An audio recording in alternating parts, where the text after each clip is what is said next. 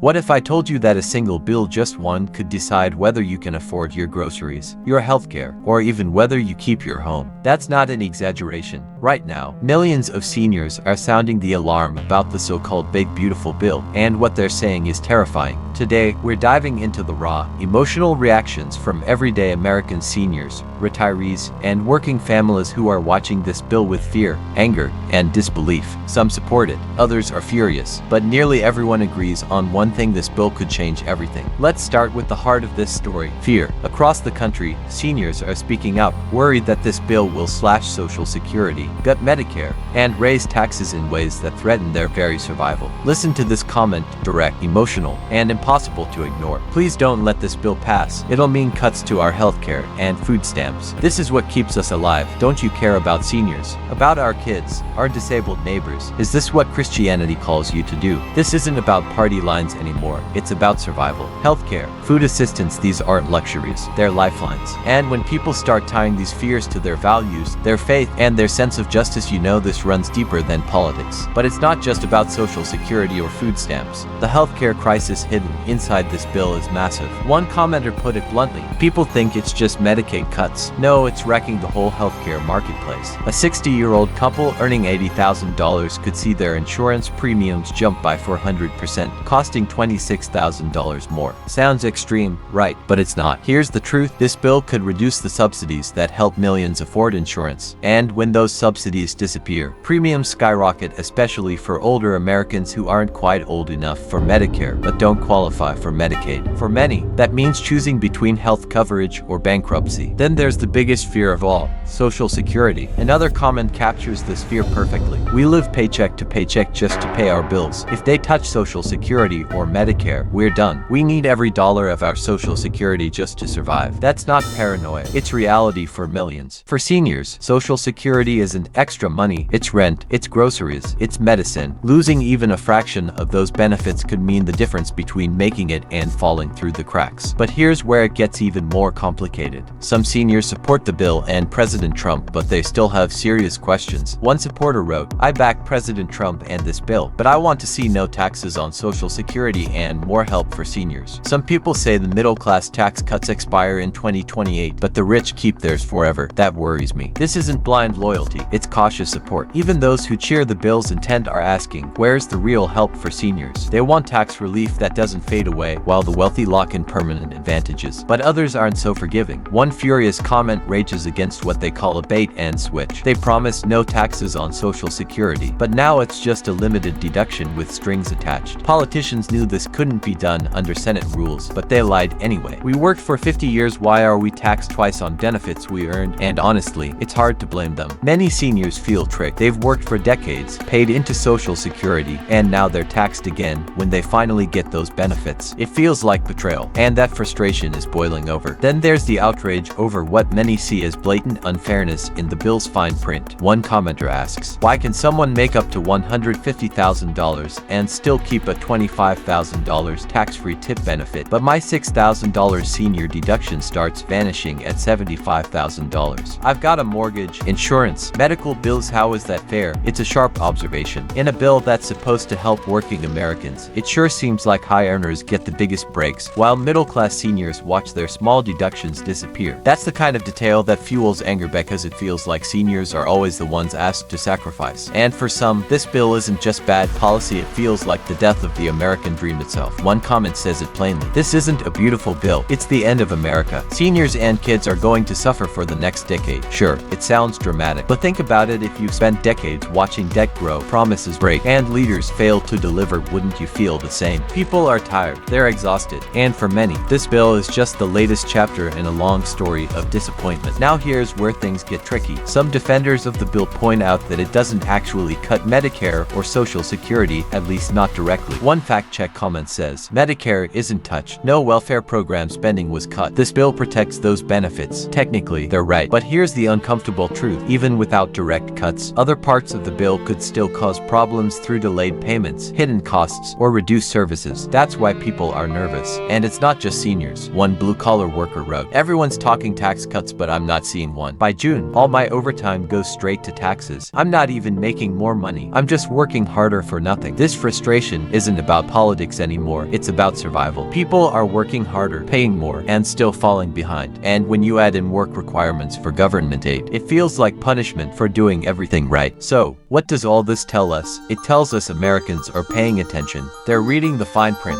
They're speaking out. And seniors, especially, aren't staying silent anymore. Whether you agree with this bill or not, one thing is crystal clear. This isn't just politics. It's personal. It's about survival. Now, I want to hear from you. How do you feel about the big beautiful bill? Are you worried about your Social Security, your healthcare, or your taxes? Drop a comment below. I read every single one. And who knows, your voice could be featured in our next video. Stay safe, stay informed, and remember, this fight isn't over yet.